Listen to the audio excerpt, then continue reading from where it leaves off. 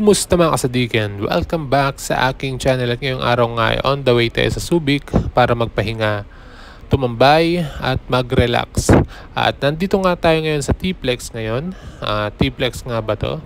Basta on the way pa rin tayo papunta ng Subic kasi nga ngayong araw ay sobrang init talaga, no? So gusto naming tumambay sa mga medyo mapuno at medyo rinig namin yung alon ng dagat, no?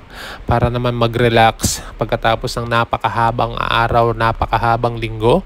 At yun nga, no? So nandito na nga tayo ngayon sa Subic at papasok tayo ngayon dito para tumingin ng ating mamemerienda habang nagpapahinga ngayon, no? At dito nga sa Subic ay malapit lang talaga dito sa may dagat yung tatambayan namin. So hindi lang namin alam kung meron kaming mahanap na pwesto para tumambay. At yun nga, no, so dito muna tayo bibili ngayon dahil ito lang yung nag-iisang mall ngayon na bukas dito dahil nga mahal na araw. At ang ngayong araw nga ang lahat ng mall sa Pampanga ay sarado. Kaya naman at tumakbo tayo dito sa Subic para tumambay. At kung ano yung mabibili dito sa Harbor Point, dito na rin tayo bibili ng mamemerienda natin mamaya habang tumatambay tayo, no? At pagpasok nga namin dito, so napakarami pa rin talagang tao dahil ito nga lang yung mall na bukas ngayon. Kaya naman yung mga namamasyal at pupunta dito sa Subic ay dito na mamimili. At pupunta nga muna tayo dun sa may pasyalan dito, no?